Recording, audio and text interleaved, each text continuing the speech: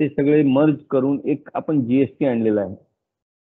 तो GST is a single biggest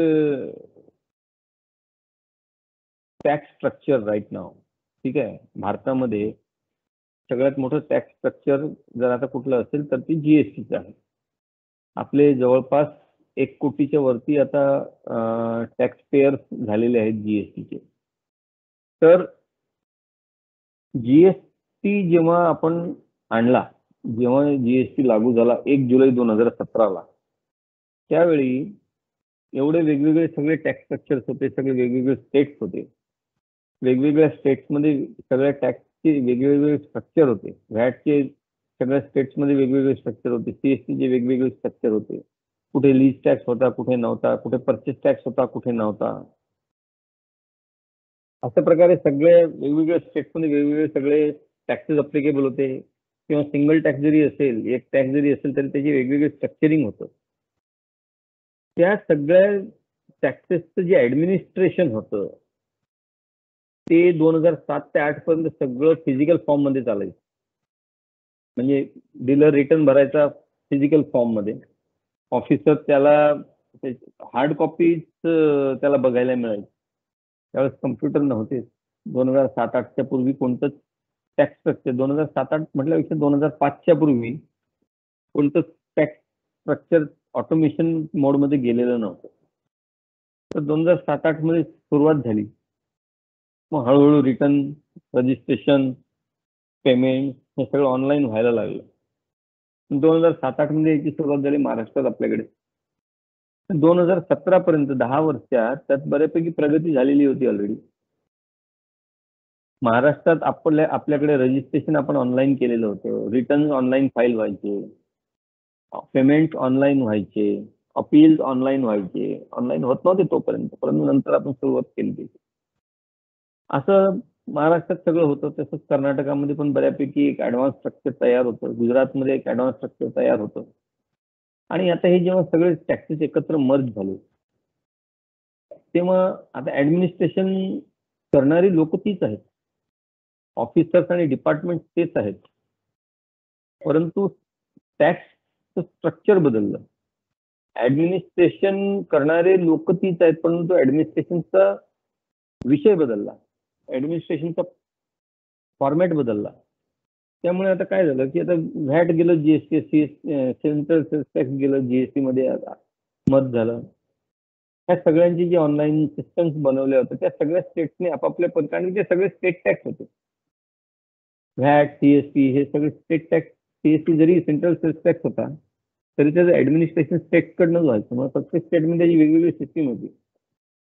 सगळ्या स्टेट्समध्ये, जवळपास सगळ्या स्टेटमध्ये online C forms, F forms मिळायचे, काही स्टेटमध्ये नाही मिळायचे.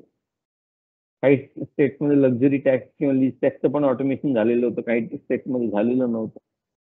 मग आता जेव्हा हे सगळे टॅक्सेस मर्ज करून एक जीएसटी टॅक्स आणला तेव्हा काय युनिफॉर्मिटी तर आली लॉ मध्ये, राईट.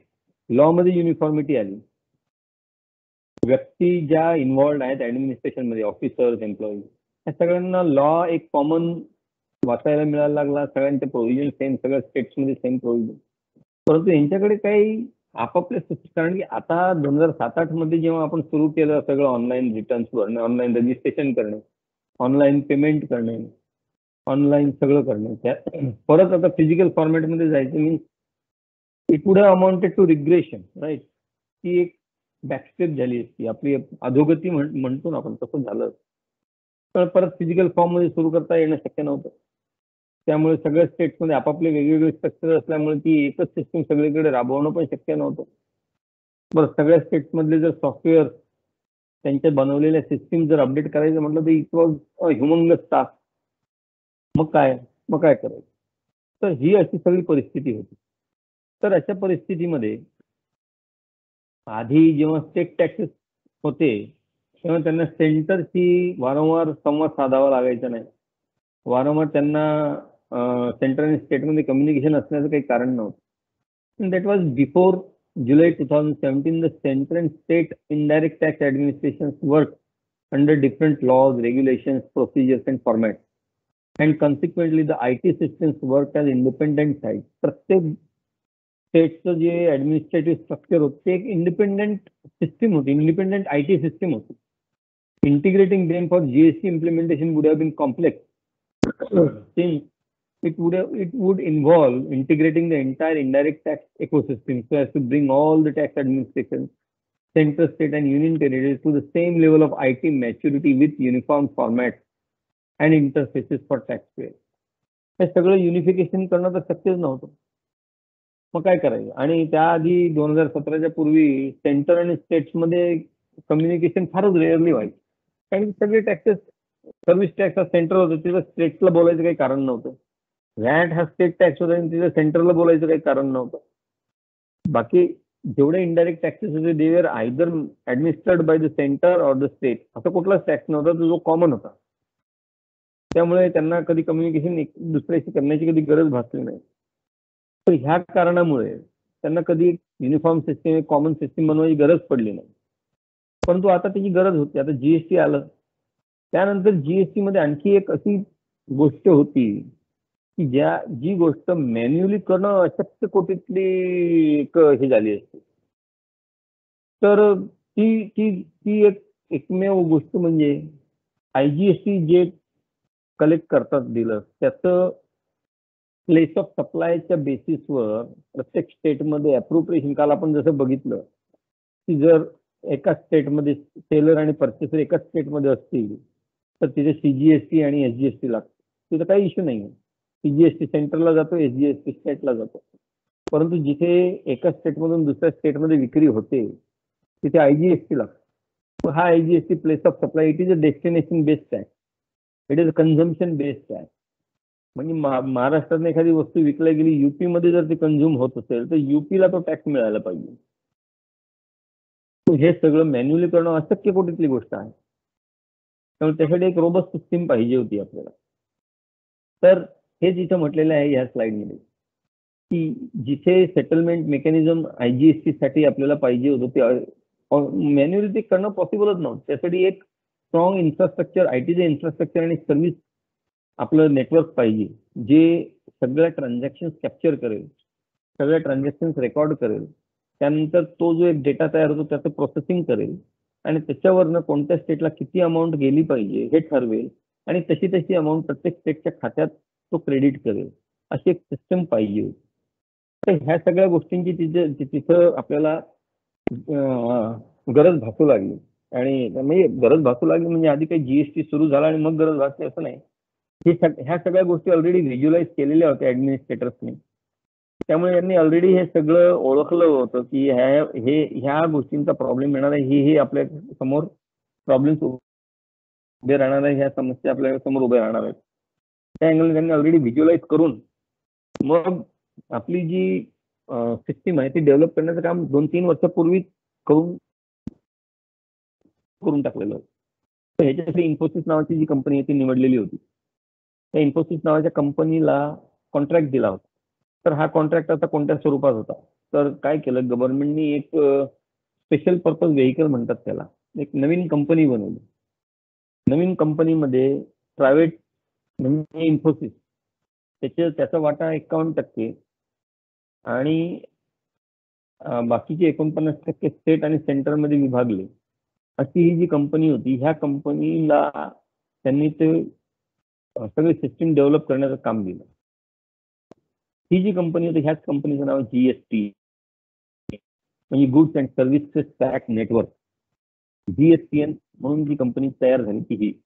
आता ही जी GSTN म्हणून कंपनी तयार झाली ह्याच्याकडे जबाबदारी काय होत्या, तर हे सगळं जे ऍडमिनिस्ट्रेशन चालणार आहे आता each and everything is online. सगळ्या गोष्टी आता ऑनलाईनच होतात. फिजिकल फॉर्मॅटमध्ये कुठलीही गोष्ट करणे म्हणजे आता आपण 10-20 वर्ष मागे जाण्यासारखं आहे. त्याकरता एक अशी रोबस्ट सिस्टीम बनवणे जेणेकरून त्या सिस्टीमद्वारे टॅक्सपेयर, सेंट्रल गव्हर्नमेंट, स्टेट गव्हर्नमेंट, त्यानंतर आपले जे डिपार्टमेंट्स आहेत ऑफिसर, त्यानंतर सगळे टॅक्स प्रॅक्टिशनर्स म्हणजे CA, वकील, हे सगळे एका ठिकाणी जोडल्या जातील आणि हे सगळं काम ऑनलाईन चालू शकेल. ह्या पद्धतीची एक सिस्टीम बनवायची.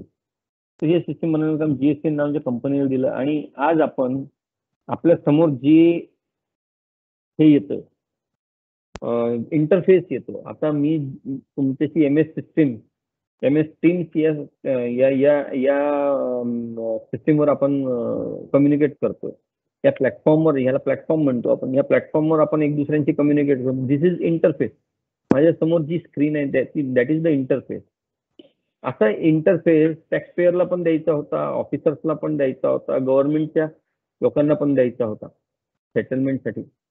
तर हे सगळं जे एकत्रित तयार करण्याचं जे काम होतं, ही जी एकत्रित सिस्टीम आहे याला आपण कॉमन जीएसटी पोर्टल म्हणतो. या कॉमन जीएसटी पोर्टलला बनवायचं काम जीएसटीएन ह्या कंपनीला ह्या स्पेशल पर्पज व्हेकल म्हणून जी एक एंटिटी तयार झाली होती त्याला दिलं गेलं. It was decided that a common GST portal shall be created for communication between central government, state government, union territories, and the taxpayer. This common portal, along with the mother database from the backbone of this entity, called GST. तर ह्या सगळ्या ही जी सगळी system आहे जिथे आपण central government, state government, union territories आणि टॅक्सपेयर यांचं एक दुसऱ्याशी कम्युनिकेशन घडवून आणतो. आणि ह्या सगळ्या झालेल्या कम्युनिकेशन ज्या ट्रान्झॅक्शन्स आहेत ह्यांचा जो डेटा आहे तो एका ठिकाणी आपण सेव्ह करतो.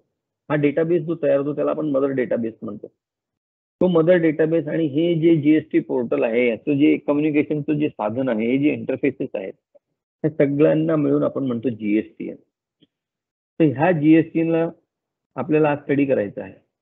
तर हे जे जीएसटी पोर्टल म्हणतो आपण, हा सगळ्यांचा जीएसटी पोर्टल म्हणजे हे एक कन्व्हर्जिंग सेंटर आहे. इथे central government, state government, tax pair यांचे सगळे जे ट्रान्झॅक्शन्स आहेत ते इथे रेकॉर्ड होतात आणि त्याचा एक मदर डेटाबेस तयार होतो. जीएसटीशी रिलेटेड कोणतीही गोष्ट आज तुम्हाला मॅन्युअली जाऊन करता येत नाही.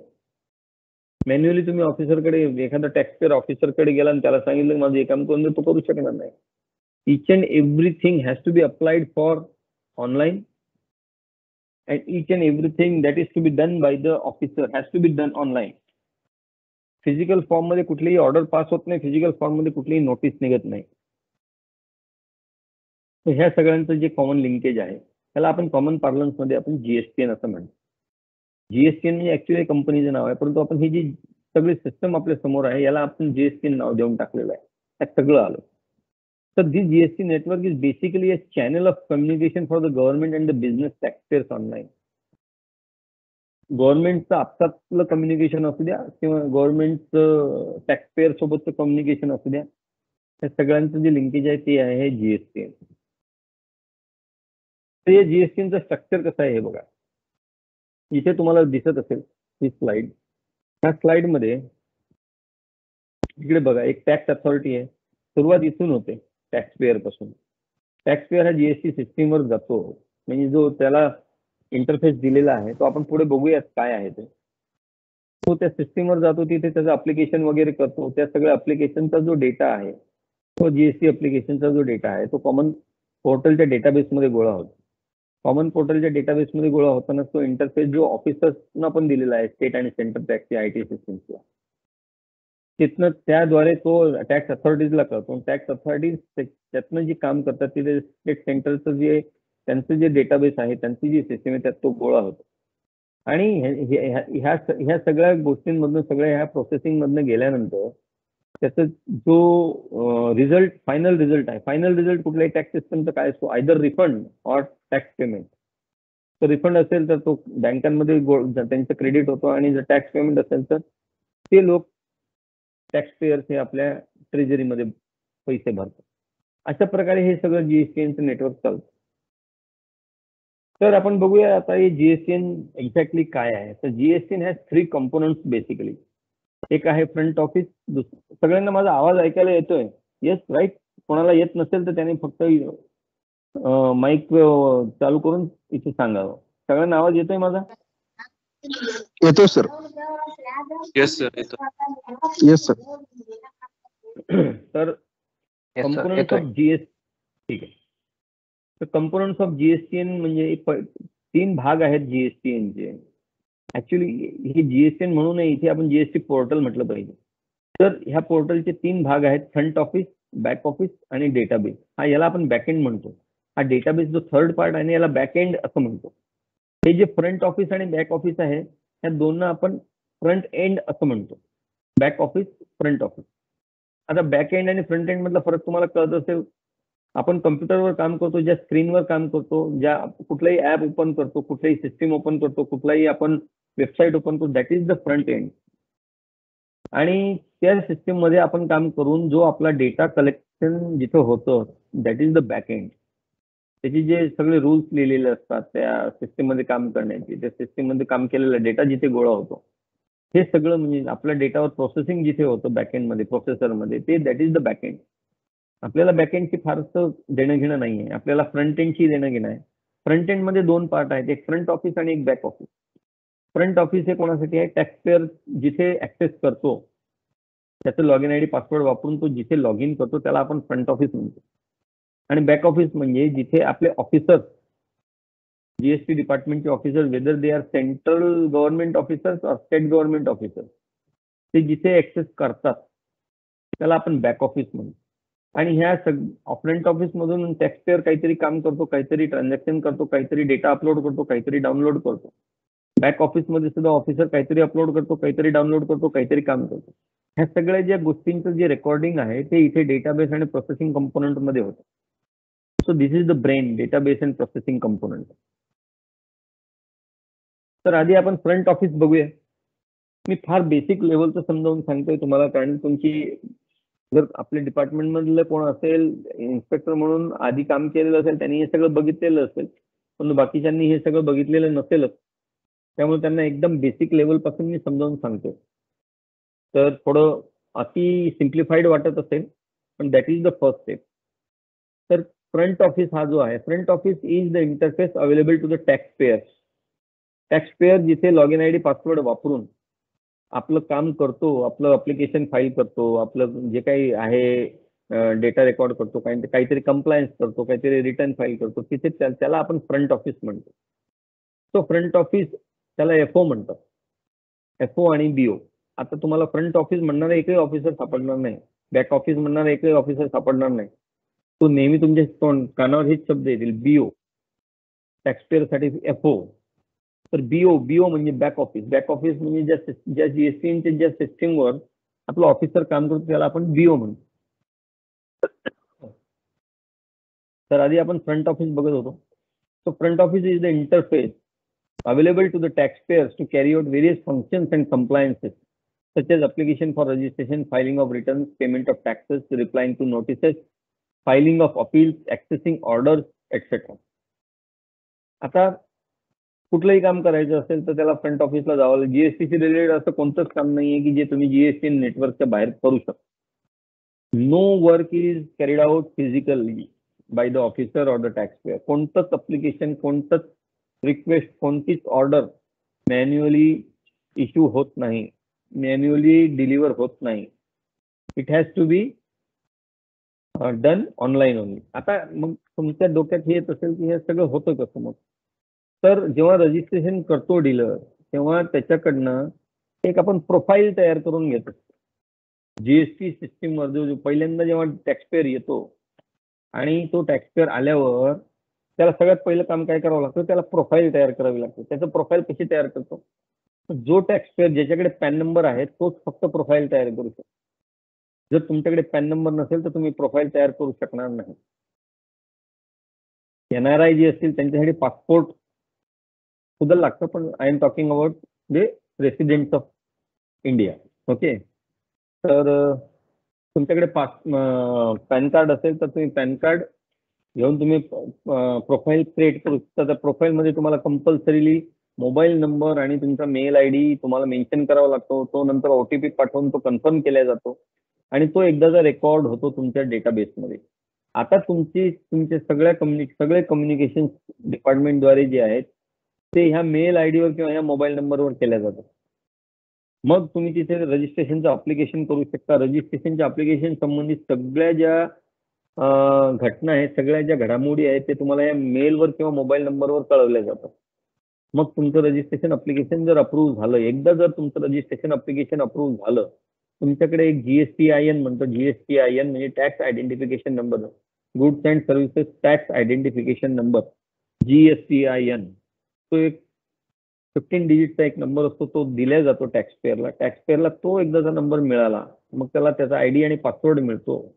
GSTN नेटवर्कवर त्याच्यासाठी एक जागा तयार होते आणि त्या जागेवर तो त्याचा लॉग इन ID पासवर्ड वापरून तो लॉग इन करू शकतो. त्यानंतर त्याला मेल ID वर मिळणाऱ्या सगळ्या गोष्टी तिथे त्या नेटवर्कवर त्या GST पोर्टलवर पण अवेलेबल असतात बघायला. त्या कशा बघायला मिळतात ते आपण बघूया पुढे. तर अशा प्रकारे त्याचा प्रोफाईल क्रिएट होऊन त्याला GSTN नंबर मिळून मग त्याचा एक log in ID password create होतो आणि मग तो पुढच्या सगळ्या गोष्टी तो ह्यात लॉग इन करून तो क्रिएट करू शकतो. तर हा जो फ्रंट ऑफिस आहे, हा फ्रंट ऑफिस ऍक्सेस कसा केला जातो, टॅक्सपेअर याला ऍक्सेस कसा करतो, तर त्याच्यासाठी हा URL आहे. हा जो URL आहे https://www.gst.gov.in हा जो URL आहे, हा URL जो आपला टॅक्सपेअर आहे तो कुठल्याही गुगल क्रोम मध्ये जाऊन तो हा URL बार मध्ये जेव्हा पेस्ट करतो तर त्या URL बार मध्ये पेस्ट केल्यानंतर त्याला ही जागा, ही वेबसाईट जी आहे, GST पोर्टल जे आहे, तिथे त्याला ऍक्सेस मिळतो. तो ऍक्सेस मिळाल्यानंतर तो तिथे पुढचे कामं करू शकतो. तर त्याआधी आपण असं बघूया, तुम्हाला स्लाइड दिसतायत ना?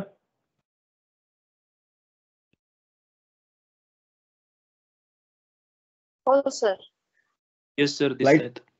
सगळ्यांना स्लाइड दिसतंय.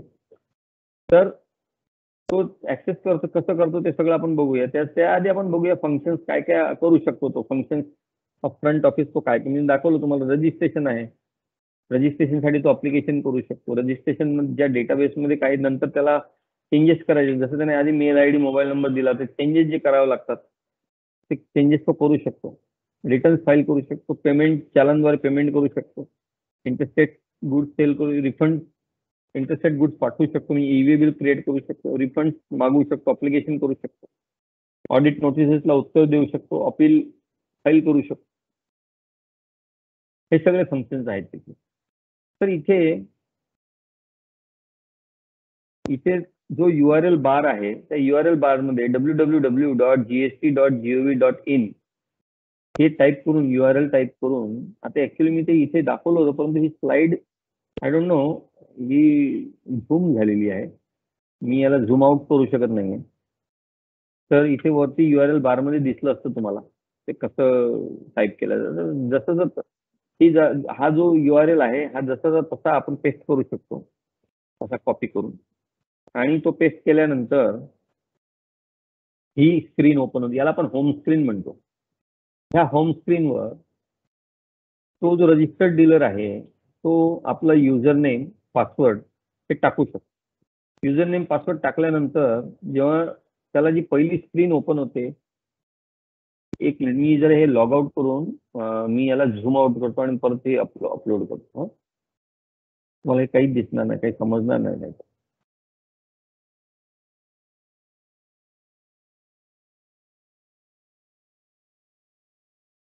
एक मिनिट.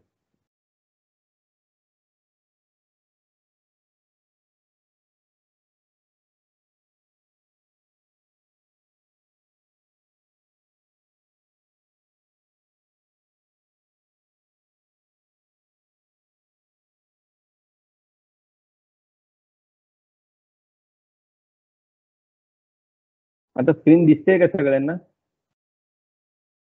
मी स्क्रीनच शेअर केलेली आहे इथे. येस सर, दिसतंय. Yes, sir. दिसतंय सर.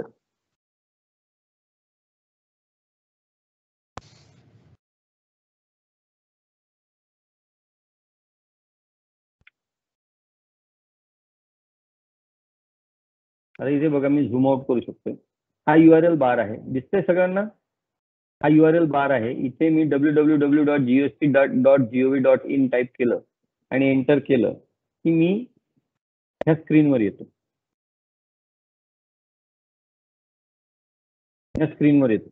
ही स्क्रीन बघा, ही लॉग इनची स्क्रीन आहे. इथे या लॉग इनला मी क्लिक केल्यावर हे दोन बार आपल्याला ओपन होतात.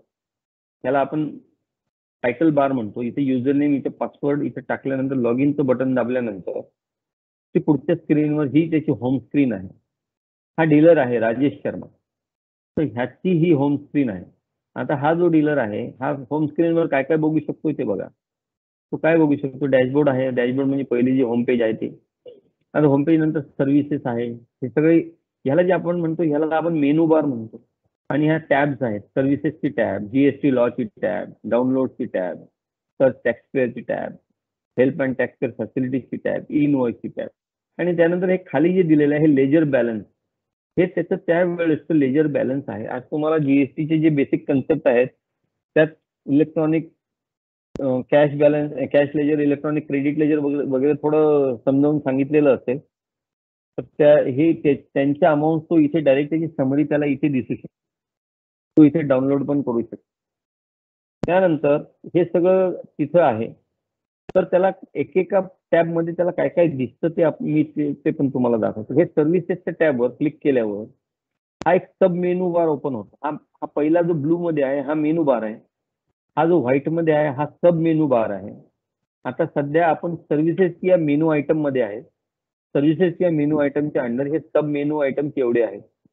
सर्व्हिसेस मध्ये services related to registration, services related to ledger, services related to return, services related to payment, असा याचा अर्थ होतो. त्यानंतर जेव्हा ह्याला यापैकी कुठल्याही एका टॅबमध्ये जाऊन बघायचं, मी तुम्हाला प्रत्येक टॅब दाखवतो इथे. सर्व्हिसेस मधल्या रजिस्ट्रेशन सब मेनू मध्ये हे एवढे फंक्शन्स अवेलेबल आहेत, ज्याला फंक्शन्स म्हणतात. तो एवढ्या प्रकारची कामं इथे करू शकतो. काय काय करू शकतो, तो न्यू रजिस्ट्रेशनला अप्लाय करू शकतो. तो त्याच्या ऑलरेडी असलेल्या रजिस्ट्रेशनच्या कोअर फील्ड्स मध्ये अमेंडमेंट करू शकतो. रजिस्ट्रेशन जेव्हा अप्लिकेशन फाईल होतो, एकदा रजिस्ट्रेशन अप्लिकेशन फाईल झाल्यानंतर अमेंडमेंट करायची असेल तर त्याच्यासाठी दोन प्रकारचे अमेंडमेंट असतात, एक कोअर फील्ड्स आणि एक non core field. Core field म्हणजे त्याचं पॅन नंबर, त्याचं लिगल नेम, त्याचं ट्रेड नेम, त्यानंतर त्याचं प्रिन्सिपल प्लेस ऑफ बिझनेस, हे सगळे ह्याला कोअर फील्ड्स म्हणजे इम्पॉर्टंट फील्ड्स आहेत.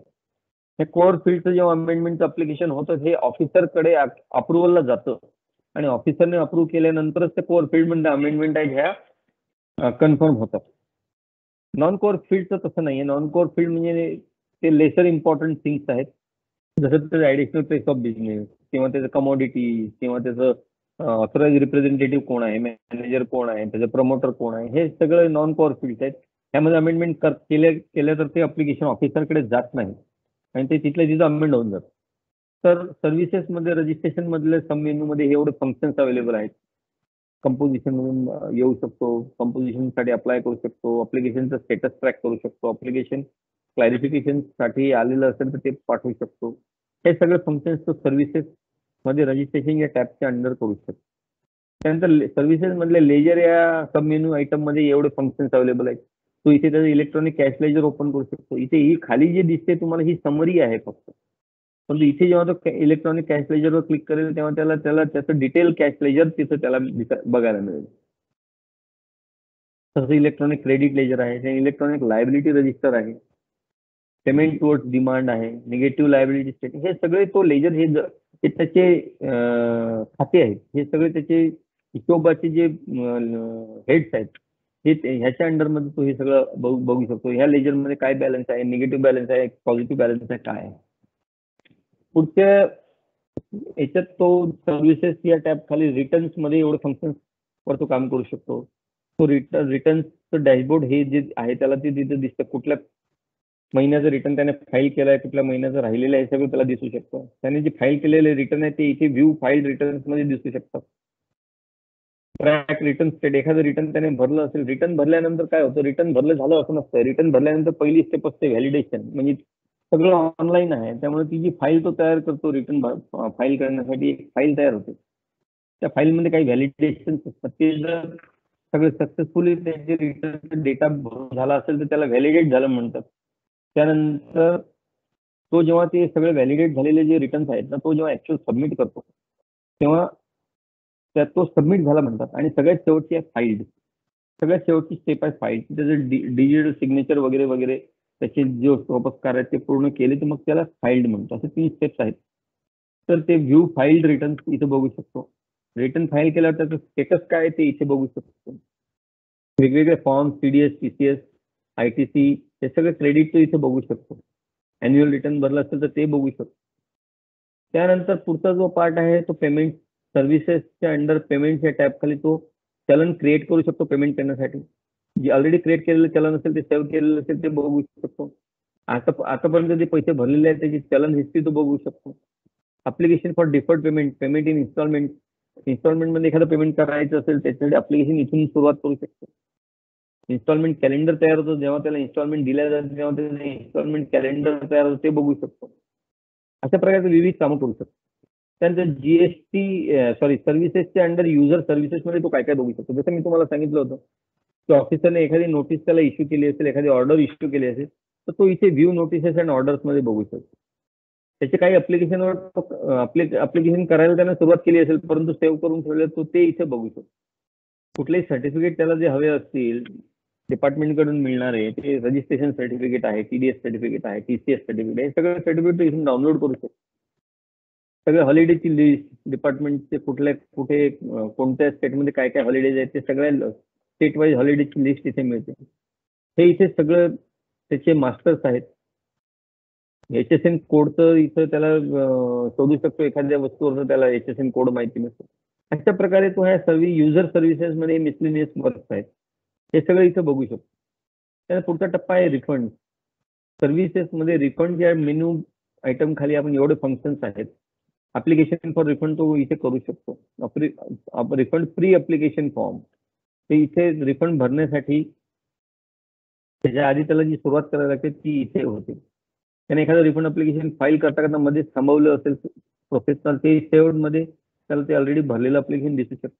एखादं रिफंड अप्लिकेशन ट्रॅक करायचं असेल स्टेटससाठी तर ते इथे ट्रॅक करू शकतो. अशा प्रकारे रिफंडचे वेगवेगळे फंक्शन्स आहेत.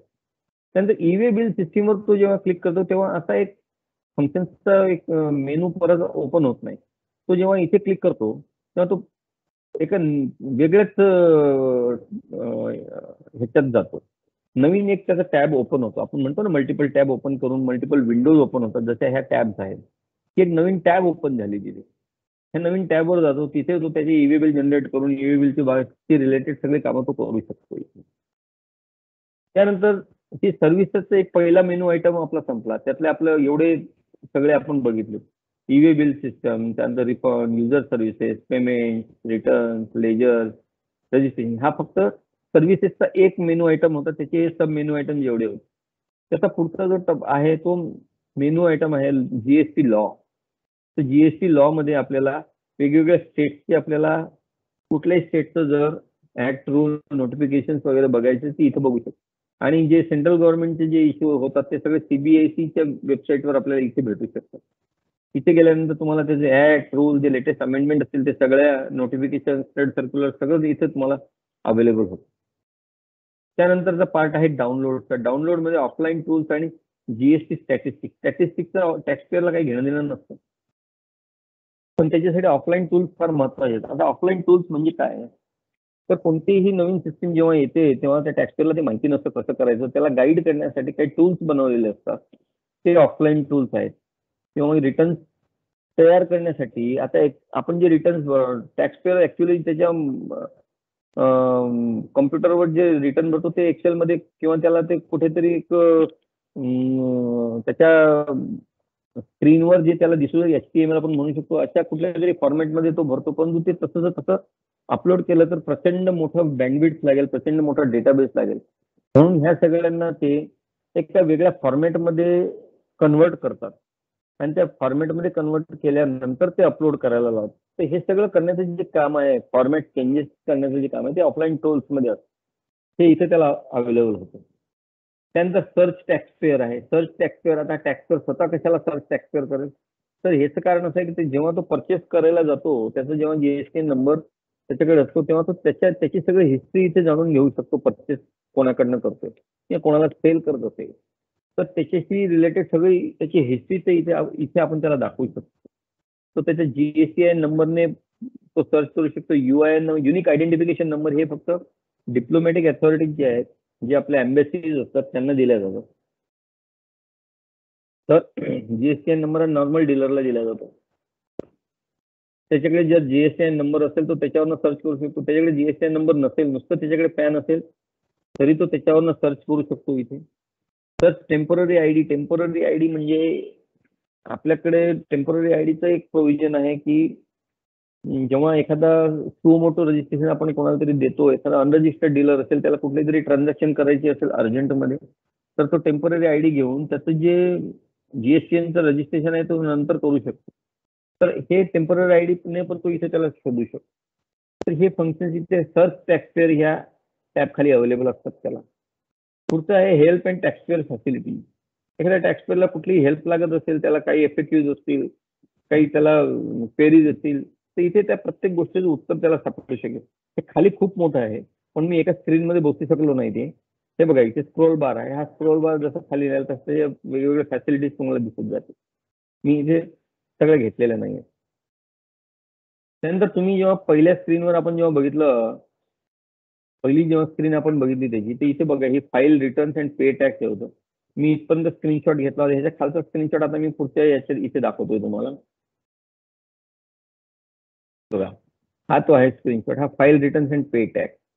तर त्याच्या खाली हा पार्ट आहे. तर इथे काय करू शकतो तो, ती सेम होम स्क्रीनच आहे ही. स्क्रोल बार खाली घेऊन आपण इथे खाली आलेलो आहोत. तर व्ह्यू टर्नओव्हर डिटेल्स, तिथे त्याला ते फायनान्शियल इयर सिलेक्ट करून तो आपले प्रत्येक वर्षाचं टर्नओव्हर किती झालेलं आहे on the basis of return आणि on the basis of estimated. आता एस्टिमेटेड कसं काढतात, तर प्रत्येक जण जो सेल करतो तो कोणाला तरी सेल करत असतो आणि ते सेल कोणाला केलं ह्याचा पण जीएसटीएन नंबर तो टाकत असतो. आणि मी एखाद्याकडनं 50 लाखाचं परचेस केलं असेल तर त्याने त्याचे रिटर्न भरताना माझा नंबर टाकलेला असेल की मी अशा व्यक्तीला सेल केलेला आहे. परंतु मी माझं रिटर्न फाईल करताना जर 40 लाखाचा सेल दाखवत असेल तर सिस्टीम मध्ये एस्टिमेटेड मध्ये 50 लाख दाखवेल आणि मी माझ्या रिटर्नद्वारे 40 लाख दाखवेल. तिथल्या तिथं त्याचा फरक हा रिकन्साईल होऊ शकतो. तर अशा प्रकारे हा जो होम स्क्रीन आहे इथे हे सगळे अवेलेबल आहेत फॅसिलिटी. आता इथे फाईल रिटर्न आपण टॅब आहे. आता ह्या फाईल रिटर्नवर जर तो क्लिक केलं त्याने तर तो ह्या स्क्रीनवर येतो.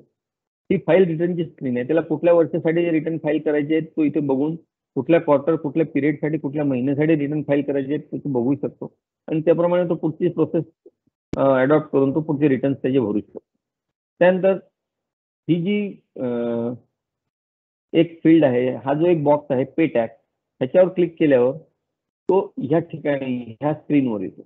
त्या स्क्रीनवर आल्यावर त्याला कुठलं पेमेंट करायचं, monthly payment for quarterly return किंवा एनी अदर पेमेंट हे जर असेल तर तो तिथे त्याप्रमाणे तो रिटर्नचं पेमेंट करू शकतो. त्याची लेजर बॅलन्स म्हणजे कॅश लेजर मध्ये किती अमाऊंट आहे, क्रेडिट लेजर मध्ये किती अमाऊंट पेंडिंग आहे, त्याची शिल्लक आहे, हे इथे तो व्ह्यू लेजर बॅलन्स मध्ये बघू शकतो आणि ते प्रोसीड करून ते पूर्ण रिटर्न त्याचे तो फाईल करू शकतो, पेमेंट करू शकतो.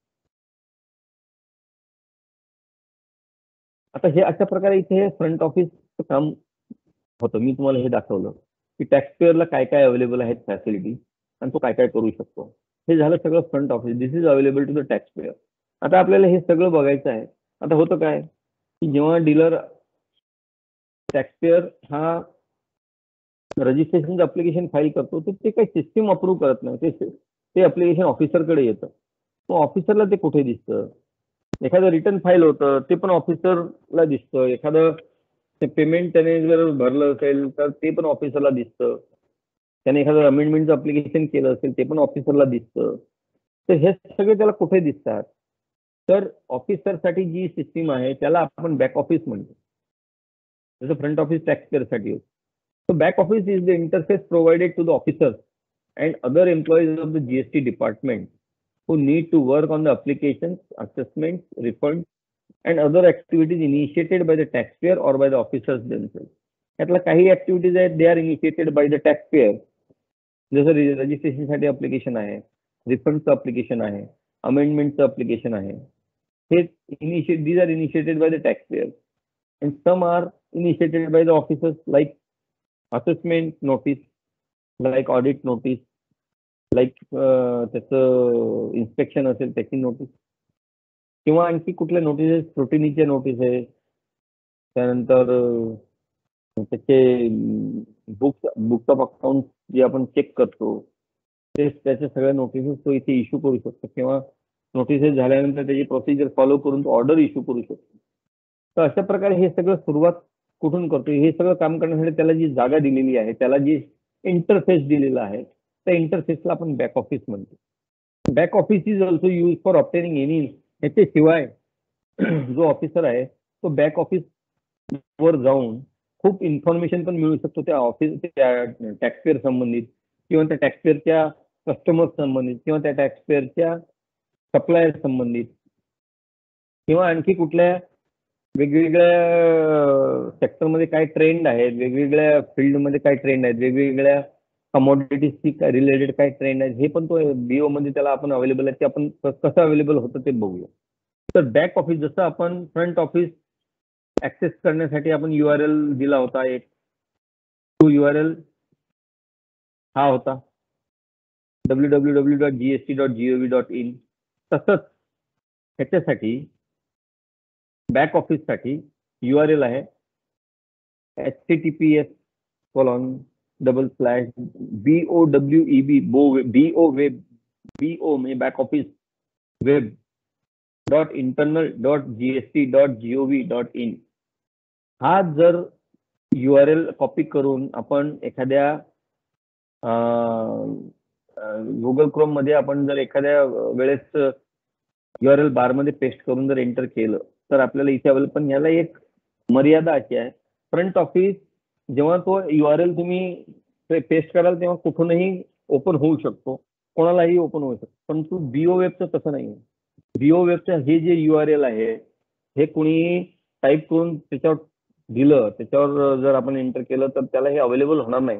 याचं कारण असं आहे की ही इंटरनल आपली आपण इंटरनल सिस्टीम आहे आपली, ही ओपन फॉर ऑल नाही आहे, ही इंटरनल फॉर GST डिपार्टमेंट आहे. त्यामुळे GST डिपार्टमेंटचे जे ऑफिसेस आहेत तिथे जे लॅनवर जे कम्प्युटर्स असतील, लॅनवर ज्या सिस्टीम असतील, लॅनवर जे लॅपटॉप असतील, लॅन लोकल एरिया नेटवर्क, लॅनवर जे ऑफिसेस असतील, लॅनवर जे कम्प्युटर सिस्टीम्स असतील त्यांच्यावरच फक्त हे ओपन होऊ शकतं. त्याच्याशिवाय जर घरनं काम करायचं असेल तर लॅपटॉपवर जर हे ओपन करायचं असेल तर एक VPNचा आपल्याला ऍक्सेस मिळवावा लागतो. तर VPNचा ऍक्सेस आपण जर मिळवला VPNचा, तर आपल्याला मग VPN एक आपल्याला आधी VPN वर लॉग इन करावं लागेल. VPN वर लॉग इन केल्यानंतर मग आपण इथे येऊन जर त्या URL बारवर URL हे केलं, आपण टाईप केलं आणि त्याला तिथे आपण एंटर केलं तर मग आपल्याला ते सिस्टीम ओपन होऊ शकते. हे इथे 40 क्लायंट VPN तुम्हाला दिसत असेल माझ्या स्क्रीनवर. हे मी सध्या VPN वर आहे म्हणून मला हे सगळं ओपन होतंय. मी लॅपटॉपवर आहे, मी ऑफिसमध्ये जरी असलो तरी मी लॅनवर नाहीये, लोकल एरिया नेटवर्कचं केबल कनेक्टेड नाहीये माझ्या लॅपटॉपला. It is working on Wi-Fi. Still, I am able to access that website only because I am working on VPN. VPN जे आहे, ह्या VPN हे सगळे VPN चे सेटिंग्स आहेत. तर हे VPN द्वारे मी ऑफिसच्या बाहेरून सुद्धा ऍक्सेस करू शकतो किंवा मी जर ऑफिसमध्ये असेल तर मग मला VPN ची गरज नाहीये. मग मी डायरेक्टली लॅनशी कनेक्टेड असलेल्या कुठल्याही सिस्टीमवर तो URL जर टाईप केला तर मी त्या बॅक ऑफिसला ऍक्सेस करू शकतो. तर बॅक ऑफिसला या प्रकारे जर आपण URL बारमध्ये हे जर टाईप केलं आणि एंटर केलं तर आपण ह्या स्क्रीनवर येतो. ही जी स्क्रीन आहे ही लॉग इन स्क्रीन म्हणतो आपण याला. ही ऑफिसरची लॉग इन स्क्रीन आहे, BO वेबची लॉग इन स्क्रीन आहे.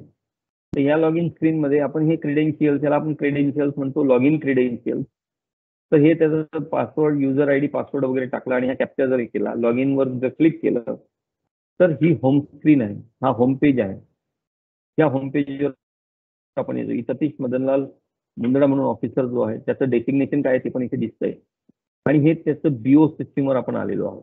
आता BO सिस्टीमवर जी पहिली स्क्रीन आहे इथे बघा तुम्ही, तुम्हाला सगळी समरी इथे दिसते. तुमच्याकडे रजिस्ट्रेशनचे 5 वर्क आयटम म्हणतो आपण. It is not necessarily registration application, it may be anything.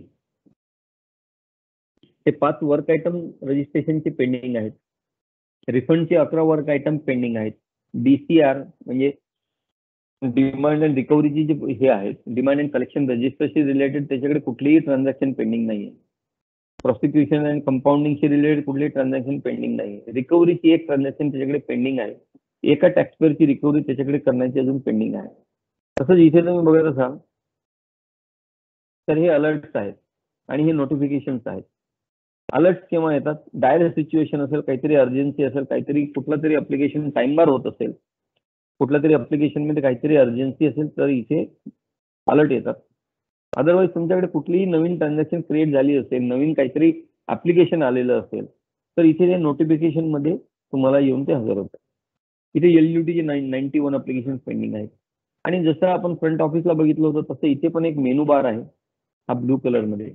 इथे पण वेगवेगळे टॅब्स आहेत, home, registration, payment, MIS. MIS म्हणजे रिपोर्ट असतात. हे कुठल्याही सिस्टीम मध्ये डेटाबेस मध्ये काय काम चाललंय त्याचे जे ट्रेंड्स असतात त्याच्या संबंधित काढलेले रिपोर्ट म्हणजे MIS.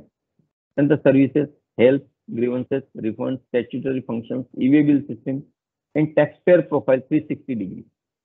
हे इथे टॅक्सपेअर प्रोफाईल 360 डिग्री मध्ये काय होतं ते आपण पुढे बघूया. आणि ही त्याची समरी आहे. ह्या समरीमध्ये तो जेव्हा जेव्हा इथे क्लिक करेल ते आपण समरीच्या नंतर बघूया. आधी हे टॅप जस्ट सर मला पाणी पिऊ.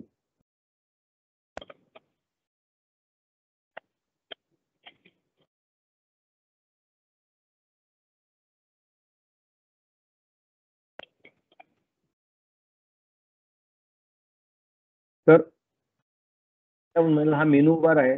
ऑफिसरचे ज्या होम स्क्रीनवर हे मेनू बार आहेत त्याला कुठल्या फंक्शनशी रिलेटेड काम त्याला करायचं आहे, रजिस्ट्रेशनशी संबंधित असेल, पेमेंटशी संबंधित, MIS संबंधित असेल, सर्व्हिसेसशी संबंधित असेल, कुठल्याही संबंधित त्याला काम असेल तो तिथे जाऊन क्लिक करू शकतो. आणि त्याने रजिस्ट्रेशनवर क्लिक केल्यानंतर असा एक मेनू, सब मेनू आयटम हे असे रजिस्ट्रेशन, कॅन्सलेशन, हे सब मेनू आयटम्स आहेत. हे सब मेनू आयटम्स ओपन होतात.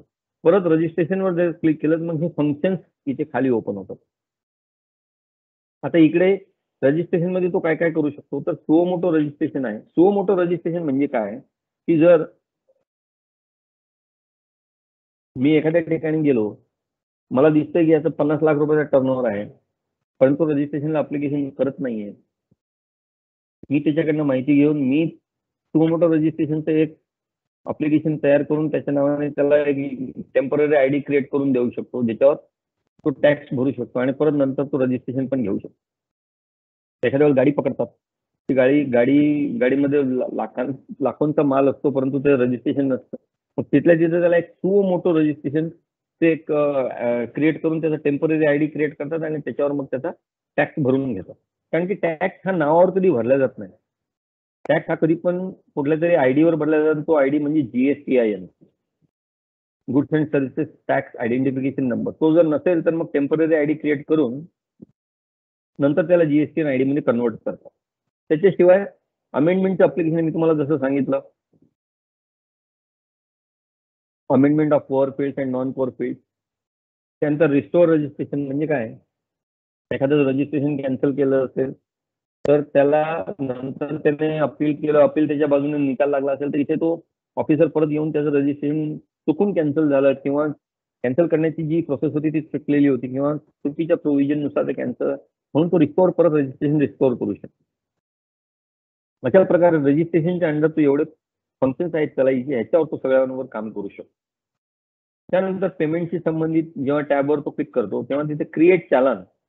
आता क्रिएट चालान म्हणजे काय, जसं तो टेम्पररी ID त्याला देतो. आता एखादा ट्रक चालक, एखादा ड्रायव्हर असेल, त्याला पकडला असेल, तो कुठे जाऊन सगळं टॅक्स भरणार आहे. मग त्याच्यासाठी इथे ऑफिसर स्वतः त्याच्या आयडीने त्याच्या BOवर जाऊन क्रिएट करू शकतो चालान आणि पैसे भरून घेऊ शकतो. आतापर्यंत झालेले किती चालान आहेत त्याची हिस्ट्री तो इथे बघू शकतो. त्यानंतर MIS मी तुम्हाला मुद्दाम दाखवत नाही. MIS तुम्हाला सध्या काही त्याची गरज नाही. MIS it will be going into too much details. तो ते तुमच्या सगळं जमलिंग कन्फ्युजन झालं असतं म्हणून MIS मध्ये मी जात नाही. आणि MISचं ट्रेनिंग परत एकदा कधीतरी अरेंज करूया. त्यानंतर सर्व्हिसेस, जसं टॅक्सपेअरला पण सर्व्हिसेस अवेलेबल होत्या, तिथे त्याला ऑफिसरला पण काही सर्व्हिसेस अवेलेबल आहेत. त्या कुठल्या कुठल्या सर्व्हिसेस आहेत तर टॅक्सपेअर अकाउंटशी संबंधित माहिती तो इथे मिळू शकतो. तर टॅक्सपेअरशी संबंधित काय काय माहिती मिळू शकतो, तो GSTIN नंबर शोधून काढू शकतो पॅन नंबर टाकून. एखादा पॅन नंबर जर त्याच्याकडे असेल, त्याला जर वाटत असेल की याच्यावर मला याचा GSTIN नंबर कळायला पाहिजे तर तो इथे बघू शकतो. किंवा एखाद्याकडे त्याच्याकडे जीएसटीआय नंबर असेल, त्याच्या बाबतीत बाकीची माहिती जशी त्यात प्रमोटर कोण आहे, त्यात पार्टनर कोण आहे, त्याचं कुठल्या कमोडिटीमध्ये डील करतो, कधीपासून रजिस्ट्रेशन घेतलेलं आहे, कुठल्या बँकमध्ये अकाउंट आहे, प्लेस ऑफ बिझनेस कुठे आहे, हे सगळ्या गोष्टी तो इथे टॅक्स पे डिटेल्समध्ये बघू शकतो. त्याच्या रजिस्ट्रेशन अप्लिकेशनशी संबंधित डिटेल्स सर्च ARN डिटेल्समध्ये बघू शकतो. त्याचे रिटर्नशी संबंधित इथे बघू शकतो. हे सगळे फंक्शन्स त्याला इथे अवेलेबल आहेत सर्व्हिसेस टॅक्स पेअर अकाउंटच्या अंडरमध्ये. त्यानंतर वर्कच्या अंडरमध्ये त्याला त्याचं टार्गेट काय त्याला दिलेलं आहे स्वतःला,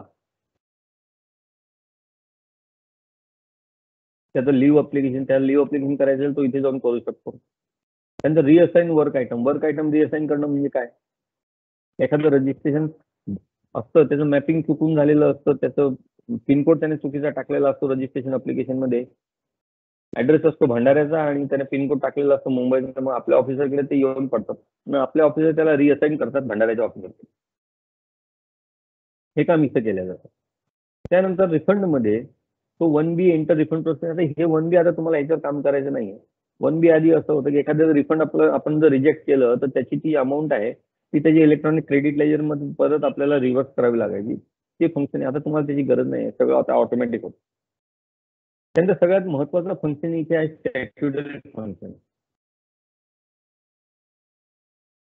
तर स्टॅट्युटरी फंक्शन्स मध्ये डिमांड अँड कलेक्शन रजिस्टर म्हणजे इथे त्याची रिकव्हरी, त्याच्याकडे किती पैसे बाकी आहेत, त्याच्याकडे काय काय डिमांड आपली आहे ते इथं दिसतं. त्यानंतर सगळ्यात महत्वाचं म्हणजे असेसमेंट अँड ऍडज्युडिकेशन. हे बाकी अपील अँड रिव्हिजन अजून तुम्हाला करायची गरज नाहीये. तुम्हाला जॉईन झाल्या असेसमेंट ऍडज्युडिकेशन ह्या टॅबवर भरपूर काम करावं लागेल, ते इथं दाखवतो. तर असेसमेंट ऍडज्युडिकेशनच्या अंडर तुम्हाला काय काय करता येईल, तुम्हाला त्याला पेनल्टीची ऑर्डर इश्यू करता येते, डिटर्मिनेशन ऑफ टॅक्स म्हणजे तुम्हाला त्याचे लायबिलिटी उभी करता येते, त्याच्या अगेन्स्ट कुठले टॅक्स पेमेंट बाकी असेल तर तुम्ही ऑर्डर करून ती त्याला भरायला सांगू शकता येते. समरी असेसमेंट म्हणून एक प्रकार आहे, प्रोव्हिजनल अटॅचमेंट म्हणून. प्रोव्हिजनल अटॅचमेंट म्हणजे तुम्ही एखाद्याचं बँक अकाउंट अटॅच करू शकता. एखाद्याने बिल इश्यू केलं असेल, त्या टॅक्स कलेक्ट केला असेल परंतु भरला नसेल तर त्याची एक वेगळी ऑर्डर इथे करू शकता. त्याची रिटर्नची स्क्रुटिनी इथे इनिशिएट करू शकता तुम्ही. त्याने जर एखादं पेमेंट केलं असेल तर त्याचं इंटिमेशन तुम्हाला इथे बघायला मिळेल, intimation of voluntary payment. Assessment unregistered dealer असेल तर त्याचं असेसमेंट इथे करू शकता. एखादी ऑर्डर तुम्ही केलेली असेल परंतु त्याचं रेक्टिफिकेशन ते चुकून काहीतरी केलेली असेल ऑर्डर, तर इथे तुम्ही त्याचं रेक्टिफिकेशन करू शकता. अशा प्रकारे एखादं प्रोव्हिजनल अटॅचमेंट तुम्ही जर केलं असेल तर ते आता रिस्टोर करू शकता. अशा प्रकारे तुम्ही सगळे इथे कामं करू शकता या स्टॅट्युटरी फंक्शन्समध्ये. मी याच्या आतमध्ये जाऊन तुम्हाला दाखवत नाही आणि ते तुम्हाला जेव्हा तुम्ही काम करायला ऍक्च्युअली सुरू कराल तेव्हा तुम्हाला त्याचं एक स्पेसिफिक फंक्शन वाईज तुम्हाला ट्रेनिंग देण्यात येईल. आजच तुम्हाला एकाच सेशनमध्ये हे सगळं समजून सांगणं इम्पॉसिबल आहे.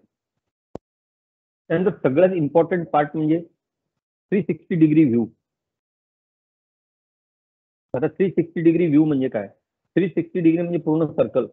तर एखाद्या टॅक्स पेअरच्या बाबतीत आपल्याला इत्थंभूत माहिती, जी काही त्याची माहिती आपल्या जीएसटी टॅक्सची रिलेटेड असेल ती सगळी माहिती तुम्हाला इथे मिळेल. तुम्हाला करायचं काय, ही जो फील्ड आहे ही जीएसटीआयची फील्ड आहे. इथे तुम्हाला त्याचा जीएसटीआयएन नंबर टाईप करावा लागतो किंवा पेस्ट पण होतो. आता हा नंबर मी तुम्हाला टाकून इथे दाखवलेला आहे, हा मध्य प्रदेशचा नंबर आहे, परंतु आपलं सिस्टम त्याला अलाउ करत नाही कारण की आपण महाराष्ट्रात. तर तुम्ही इट मीन्स की you can only search for a tax payer who is a resident of Maharashtra and who is registered under Maharashtra GST. त्याचंच तुम्ही इथं सर्च करू शकता. तुम्ही हा जो ऑफिसर आहे महाराष्ट्राचा ऑफिसर आहे, त्यामुळे मध्य प्रदेशच्या टॅक्स पेअरचा तो डिटेल्स बघू शकत नाही. म्हणून हे मुद्दाम तुम्हाला इथे दाखवलं. हा महाराष्ट्राचा नंबर आहे बघा, महाराष्ट्राचा नंबर 27 पासून सुरू झालेला आहे, मध्य प्रदेशचा 23 पासून सुरू झालेला आहे, हे लक्षात ठेवा. आता हा जो जीएसटी नंबर आहे याचं पण एक हे आहे लॉजिक आहे. हे जे पहिले 2 डिजिट आहेत हे स्टेट दाखवतात, जसं 23 म्हणजे मध्य प्रदेश, 27 म्हणजे महाराष्ट्र. पुढचे जे 1, 2, 3, 4, 5, 6, 7, 8, 9 आणि 10 हे जे 10 डिजिट आहे हा त्याचा पॅन नंबर आहे त्या पर्टिक्युलर टॅक्स पेअरचा. पहिले 2 आकडे म्हणजे स्टेटचं कोड आहे. 27 is for Maharashtra, 23 is for MP, 24 is for Gujarat. तर पुढचे जे 10 डिजिट आहेत हा त्याचा पॅन नंबर असतो आणि त्याच्या पुढे हे 1Z4 हा जो आहे 1 आणि Z हे एक सिरियल सिरियली त्याला मिळालेले असतात. आणि जर इथं 4 आहे म्हणजे ह्या पॅन खाली 4 नंबर रजिस्टर्ड आहेत असा याचा अर्थ. तर अशा प्रकारे हा जीएसटीएन नंबर असतो. हा टाकल्यावर तुम्ही जेव्हा गो वर क्लिक कराल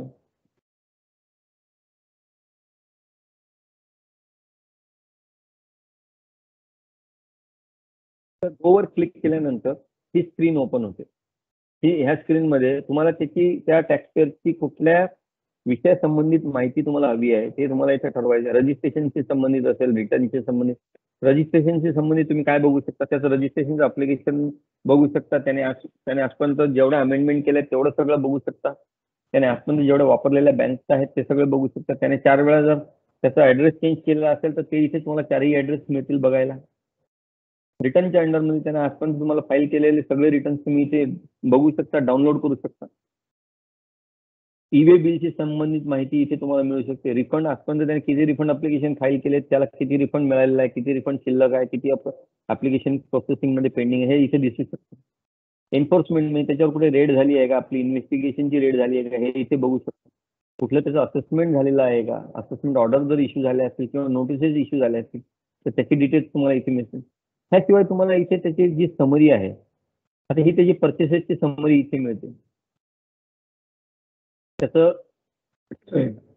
इन्कम टॅक्स रिटर्न जर त्याचे फाईल असतील तर हे सगळं ते इथे त्याला मिळू शकतं, तुम्हाला बघायला मिळू शकतं. त्याने किती रिटर्न फाईल केले, काय केले. ते अजून अंडर कन्स्ट्रक्शन आहे, अजून आपण लाईव्ह केलेलं नाही, त्याची माहिती त्यामुळे इथे अवेलेबल नाही.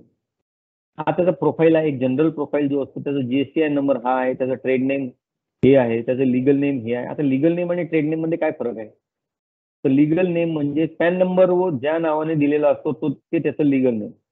आता मी आशिष शर्मा, माझं नाव आशिष शर्मा आहे. माझा पॅन नंबर जो असेल त्याच्यावर माझं नाव आशिष शर्मा असेल. पण मी एखादी कंपनी उभी केली दुर्गा एंटरप्राइजेस प्रोप्रायटरशिपमध्ये, तर मी दुर्गा एंटरप्राइजेसचं जेव्हा रजिस्ट्रेशन घेईल, आता दुर्गा एंटरप्राइजेस ही प्रोप्रायटरी कन्सर्न असल्यामुळे त्याला वेगळा पॅन नंबर नसतो.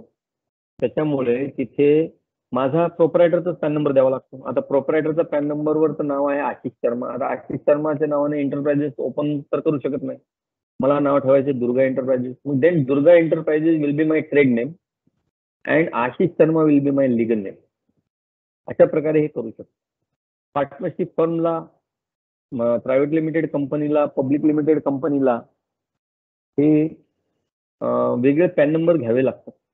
तरीही तिथे त्यांचं लिगल नेम जे काय असेल त्याच्याशिवाय तो ट्रेड नेम वेगळा ठेवू शकतो.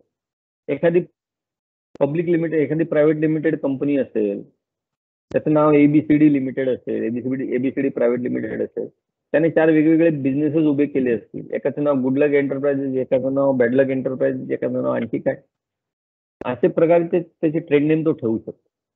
तर इथे आपण त्याची प्रोफाईल अशी बघू शकतो. ही रिस्क रेटिंग आहे. रिस्क रेटिंग आपल्याकडे जो त्याचा डेटा गोळा होतो त्या सगळ्या डेटाच्या बेसिसवर आपली सिस्टीम त्याचं असेसमेंट करते की ह्या डीलर किती रिस्की आहे, किती आजपर्यंत त्याची किती असेसमेंट झाल्या, ज्याच्यावर रेट झाली असेल तर त्यातनं किती पैसे भरून निघाले, आजपर्यंत याने किती रिटर्न भरले आहेत, किती रिटर्न मध्ये नंतर रिवाइज रिटर्न केले आहेत, किंवा किती रिफंड त्याने मागितला, त्यातला किती डिसअलाउ झाला, किंवा त्याला 10 लाख रुपये मागितला असेल 2 लाख मिळाला, तर he will be counted amongst the more risky ones. तर अशा प्रकारे याचं रिस्क रेटिंग पण ठरवलं जातं. टर्नओव्हर त्याचा आजपर्यंत किती आहे तेवढा त्याचा टर्नओव्हर होता रजिस्ट्रेशन घेतल्यापासून. कारण की इथे आपण कोणतंच वर्ष सिलेक्ट केलेलं नाही बघा. त्यानंतर मॅन्युफॅक्चरर और ट्रेडर, मॅन्युफॅक्चरर आहे का ट्रेडर आहे हे इथे दिसतं. नेचर ऑफ कोर बिझनेस काय आहे, सर्व्हिस प्रोव्हायडर आहे, हे सगळं हा त्याचा प्रोफाईल झाला. सेल्स सप्लाय, त्याची आजपर्यंत टर्नओव्हर एवढा आहे, 26,62,000ची लायबिलिटी आहे. त्याने आयटीसी मधून 25,63,000 भरलेले आहेत, कॅश मधून 98,524 रुपये भरलेले आहेत फक्त. तर अशा प्रकारे आपण त्याचं इथे सगळं डिटेलिंग बघू शकतो. त्यानंतर आता आपण ही जी समरी आहे त्या समरीमध्ये आपल्याला दाखवलेले आहेत रजिस्ट्रेशनचे 6 अप्लिकेशन पेंडिंग आहेत, रिफंडचे 11 वर्क आयटम पेंडिंग आहे, डीसीआरचं काहीच नाही, प्रोसिक्युशन कंपाऊंडिंगचं काही नाही, रिकव्हरीचं 1 वर्क आयटम पेंडिंग आहे. आपल्याला जर डिटेल्स बघायचे असतील काय पेंडिंग आहे ते इथे रजिस्ट्रेशनवर जर मी क्लिक केलं तर खाली ही लिस्ट ओपन होते बघा. आता ही मला एका स्क्रीनमध्ये घेता नाही आली कारण ही मोठी स्क्रीन आहे. स्क्रोल डाऊन बघा, ही फार मोठा स्क्रोलर आहे इथे. स्क्रोल डाऊन करत करत खूप खाली जावं लागतं. पुढच्या स्क्रीन्समध्ये घेतोय ते. तर हे जे लिस्ट ही आता मी रजिस्ट्रेशनवर जर क्लिक केलं तर ही लिस्ट इकडे ओपन होते. ह्या लिस्टमध्ये काय दिसतं तर या लिस्टमध्ये असे अप्लिकेशन कशाचे आहेत हे दिसतं. अप्लिकेशन फॉर रजिस्ट्रेशन 4 आहेत तुझ्याकडे आलेले. अप्लिकेशन फॉर एनरोलमेंट 0 आहेत. एनरोलमेंट म्हणजे जे टॅक्स प्रॅक्टिशनर्स असतात, GSTP म्हणतो आपण, goods and services tax practitioner म्हणजे CA ॲडव्होकेट, त्यांचं पण रजिस्ट्रेशन ह्याच्या अंडर होतं. त्यांचं कुठलं अप्लिकेशन त्याच्याकडे आलेलं आहे का नाही एनरोलमेंटसाठी? नाही. अप्लिकेशन फॉर अमेंडमेंट 1 आलेला आहे. अप्लिकेशन फॉर सरेंडर म्हणजे स्वतःहून आपण कॅन्सल करतो त्याला कॅन्सलेशन म्हणतो. एखादं रजिस्ट्रेशन कॅन्सल केलं तर आपण त्याला कॅन्सलेशन म्हणतो. एखाद्याने स्वतःहून जर कॅन्सलेशनला अप्लिकेशन केलं असेल की आता माझा धंदा मी बंद केलाय, माझं रजिस्ट्रेशन कॅन्सल करा, तर त्याला आपण सरेंडर म्हणतो. कॅन्सलेशन प्रोसिडिंग ऑफ रजिस्ट्रेशन म्हणजे एखादं मी जर कॅन्सलेशन इनिशिएट केलं असेल त्याने रिटर्न भरलेले नसल्यामुळे किंवा तो फ्रॉड आहे असं कळल्यामुळे, तर ते कॅन्सलेशन रजिस्ट्रेशन म्हणतो आपण. Application for enrolment of GSTP हे GSTPचं अप्लिकेशन आहे इथे. तर इथे application for registration of TDS and TCS, हे TDS अँड TCS साठी त्याचं रजिस्ट्रेशन आहे. TDS म्हणजे tax deducted at source and TCS म्हणजे टॅक्स कलेक्टेड ॲट सोर्स. तर ह्यांचे पण वेगवेगळे रजिस्ट्रेशन असतात, त्याचं पण रजिस्ट्रेशन त्याला आलेलं असतं. ठीक आहे. तर application for registration of non resident taxable person, NRI ज्याला आपण म्हणतो ना, तिथे त्याला NRTP म्हणतात, नॉन रेसिडेंट टॅक्सेबल पर्सन. तर अशा प्रकारे हे सगळं अप्लिकेशन त्याच्याकडे आलेलं असतं. त्याच्यापैकी कुठल्या याच्यावर क्लिक केलं की जिथे जिथे तुम्हाला ब्लू अक्षर दिसतील ते तिथे त्याची लिंक असते. त्या अक्षरांवर जर तुम्ही क्लिक केलं तर तुम्ही पुढच्या टॅबवर जाता. तर इथे अप्लिकेशन फॉर रजिस्ट्रेशनवर जर आपण क्लिक केलं तर हे अप्लिकेशन फॉर रजिस्ट्रेशन असे ओपन होतं, त्याची लिस्ट ओपन होते. तर हे लिस्ट ओपन झाल्यानंतर क्लोज बाय, आता ही टुडे म्हणजे याची क्लोज बाय डेट म्हणजे ही टाइम बार होतो. याच्यानंतर रजिस्ट्रेशनचं अप्लिकेशन आलं ते 7 दिवसात प्रोसेस करावं लागतं. अमेंडमेंटचं अप्लिकेशन आलं ते 15 दिवसात प्रोसेस करावं लागतं. मग हा फाईल केल्याच्या दिवसापासून हा काउंट करतो. क्लोज बाय डेट आज काय त्याची कोणाचीच नाहीये, म्हणजे माझ्याकडे अर्जन्सी कुठलीच नाहीये. 2 वर्किंग डेज म्हणजे माझ्याकडे अजूनही असे अप्लिकेशन कुठलंच अप्लिकेशन नाही की ज्यात फक्त 2च दिवस पेंडिंग आहेत, 2च दिवस शिल्लक आहेत माझ्याकडे. म्हणजे हा जो ऑफिसर आहे हा डे टू डे रेग्युलर बेसिसवर काम करतो हे इथं याच्यावरनं दिसतं. 3 डेज पेक्षा जास्त हातात शिल्लक असणारे अप्लिकेशन याच्याकडे पेंडिंग आहे. म्हणजे लेटेस्ट अप्लिकेशन जे आहे, जे सगळ्यात लेटेस्ट अप्लिकेशन 27 तारखेचं आहे आणि सगळ्यात जुनं अप्लिकेशन त्याच्याकडे 16 तारखेचं आहे, ज्याच्यासाठी त्याच्याकडे अजूनही पुरेसा वेळ उपलब्ध आहे. हे सगळं इथं दिसतं. परत ह्या नंबरवर जर आपण क्लिक केलं, हा ARN नंबर म्हणतो याला. ARN नंबर म्हणजे ऍप्लिकेशन रेफरन्स नंबर. तर ह्या नंबरवर जर आपण क्लिक केलं तर आपण या पुढच्या स्क्रीनवर जातो. ही स्क्रीन म्हणजे त्या ऍप्लिकेशनची होम स्क्रीन. आता हे जे ऍप्लिकेशन आहे, हे ऍप्लिकेशन इथे आपण क्लिक केलं तर ह्या स्क्रीनवर येणार. ही त्याची स्क्रीन आहे. हे त्याचे मल्टिपल टॅब्स आहेत ह्या ऍप्लिकेशनचे. ह्या ऍप्लिकेशनमध्ये एवढे पेजेस आहेत. हे पहिलं पेज आहे बिझनेस डिटेल्सचं पेज. याच्यावर त्याचे बिझनेसचं नाव वगैरे, त्याचं पॅन नंबर काय, त्याचं कुठल्या स्टेटमधला आहे, date of creation of PAN, हे सगळे डिटेल्स असतात. मग प्रमोटर पार्टनरच्या पेजवर त्याचे पार्टनर्स कोण आहे, त्याचे डायरेक्टर्स कोण आहे, त्याचं प्रोप्रायटर असेल तर प्रोप्रायटर कोण आहे हे सगळं असतं. ऑथराइज सिग्नेचर त्याच्यापैकी कोण आहे हे दिसतं. ऑथराइज रिप्रेझेंटेटिव्ह म्हणजे कोण त्याचा वकील किंवा CA असेल त्याचं नाव जर त्याने दिलं असेल ते इथे दिसतं. प्रिन्सिपल प्लेस ऑफ बिझनेस म्हणजे मुख्य जे त्याचं धंद्याचं ठिकाण आहे त्याचा जो ऍड्रेस आहे तो इथे ह्या पेजवर आपल्याला दिसतो, ऑफिसरला दिसतो. हा जो प्रोसेसिंग करणारा ऑफिसर आहे त्याला. त्याच्याशिवाय मुख्य ठिकाणाशिवाय आणखी काही त्याची ठिकाणं असतील कामधंद्याची तर ती इथं दिसते. जर गोडाऊन असतात ते इथे रजिस्ट्रेशन मध्ये तो त्याने जर टाकलं असेल तर इथे दिसेल. गुड्स अँड सर्व्हिसेस, कुठल्या गुड्स अँड कुठल्या सर्व्हिसेस मध्ये तो डील करतो त्याची डिटेल्स इथे असतात. त्यानंतर स्टेट स्पेसिफिक इन्फॉर्मेशन म्हणजे आता हा GST आहे. GSTच्या आधी तो व्हॅट मध्ये रजिस्टर्ड असेल किंवा सर्व्हिस टॅक्स मध्ये रजिस्टर्ड असेल किंवा आणखी कुठल्या टॅक्स अँड एक्साइज मध्ये रजिस्टर्ड असेल तर ते इथे त्याला आपल्याला दिसू शकतं. आधार ऑथेंटिकेशन,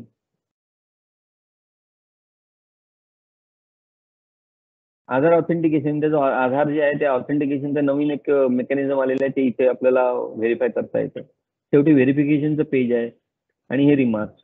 आता रिमार्क्समध्ये ऑफिसरला रिमार्क्स लिहायचे. ऑफिसर काय करतो, हे सगळे पेजेस ओपन करून त्या सगळ्या पेजेसवर ते काय करतात, की जेव्हा तो प्रमोटर समजा पार्टनरचं नाव देतोय त्याच्यासोबत त्याला फोटो अपलोड करावा लागतो.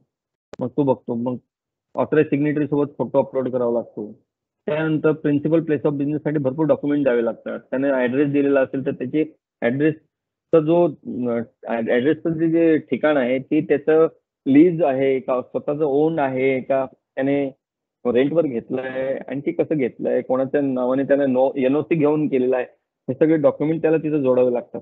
ऑफिसर ते डॉक्युमेंट व्हेरीफाय करतो आणि मग त्याला जर योग्य वाटलं तरच तो अप्रुव्हल देतो, नाहीतर तो तिथे क्वेरी रेज करतो. आता क्वेरी कशी रेज करतो तर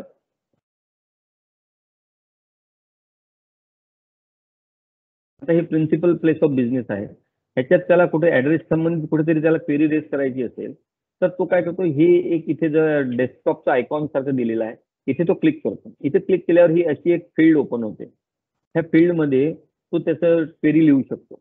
ऍड क्वेरी म्हटलं की ती क्वेरी ऍड होणार, परत दुसरी क्वेरी असेल तर अजून लिहेल, काहीतरी लिहेल आणि परत ऍड क्वेरी करेल, ते इथे त्या ऍड होत जाणार क्वेरी. ह्या सगळ्या क्वेरीज ऍड होत गेल्या, हे ओके केलं की मग तो काय करेल, जेव्हा तो शेवटच्या पेजवर येईल त्याने जर क्वेरी रेज केलेली असेल तर ते इथे काहीतरी रिमार्क लिहिल तो, आणि जर क्वेरी रेज केलेली असेल तर जनरेट एसटीएन म्हणून हा टॅब ओपन होईल. जनरेट एसटीएन म्हणजे शो कॉज नोटीस. आणि जर त्याने कुठेही एकाही, आता हे तुम्ही बघा, हे जे टॅब्स आहेत,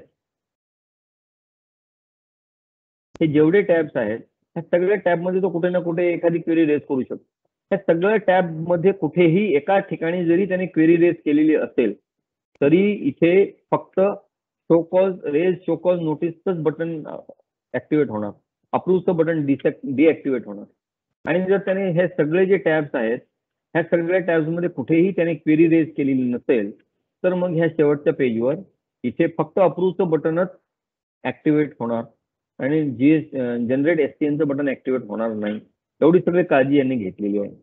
तर हे एकदा याने जनरेट एसटीएन म्हटलं मग त्याला तिथं डिजिटल सिग्नेचर अटॅच करावी लागते.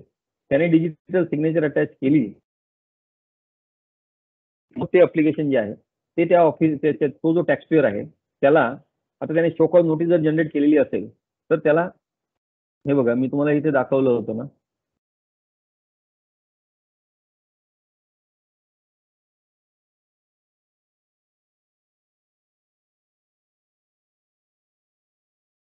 हे व्ह्यू नोटिसेस अँड ऑर्डर इथे त्याला दिसू शकेल जर त्याने शो कॉज नोटीस जर इश्यू केली असेल. शो कॉज नोटीस इश्यू केलेली नसेल, अप्रूव्ह केलं असेल तर मग तो डायरेक्ट सर्टिफिकेट डाउनलोड करेल. तर अशा प्रकारे हे सगळं बॅक ऑफिस आणि ह्याचं जे कम्युनिकेशन आहे ते आपसात होतं. त्याच्याशिवाय ह्याच्या मागे हा जो सगळा डेटा तयार होतो, हा सगळा डेटा कुठेतरी एका ठिकाणी गोळा होतो आणि त्याच्यावर त्याचं प्रोसेसिंग सुरू होतं. तर प्रोसेसिंग सुरू झाल्यानंतर त्यातनं MIS रिपोर्ट्स निघतात. ते आपण पुढे कधीतरी आपण स्पेशलाइज ट्रेनिंग घेऊ तेव्हा बघू. त्या सगळ्या डेटाच्या बेसिसवर मग रिस्क रेटिंग वगैरे ठरतं आणि तिथे मग सगळे रिपोर्ट्स निघतात आणि ऑफिसरच्या रिपोर्टचा वापर करून आपल्या टॅक्सपेअर संबंधित योग्य ती ऍक्शन तो घेऊ शकतो. तर अशा प्रकारे हे सगळं बॅक ऑफिस, फ्रंट ऑफिस, आणि मी तुम्हाला बॅक ऑफिस फ्रंट ऑफिस शिवाय हा जो तिसरा पार्ट आहे त्याचं मी जास्त डिटेलमध्ये गेलेलो नाही, अजून तुम्हाला त्याची गरज नाही आहे. तुम्हाला फ्रंट ऑफिस आणि बॅक ऑफिसची मी फक्त तोंड ओळख करून दिले. पुढचे 5 मिनिट आपल्याकडे आहेत पुढचं सेशन स्टार्ट व्हायला, तर त्यात दरम्यान कोणाला काही याच्यावर काही क्वेरी असेल, कोणाला काही प्रश्न विचारायचा असेल विचारू शकतात.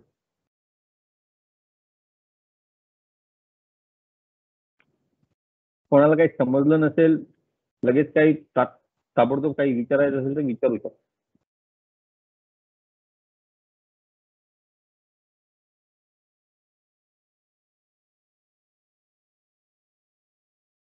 समजलंय का? पण कोणतरी बोला, एक जण मला एवढं तरी कळू दे, कोणाला तुम्हाला ऐकायला तरी येतंय का नाही? हॅलो, हो सर. मला काही क्वेरी नाही ना, so can we end this session? Okay. Deshmukh साहेब, पुढचे श्रीकांत माले साहेबांना तुम्ही आता हे इन्व्हाइट करू शकता. हो सर, हो sir. Okay, thank you very much.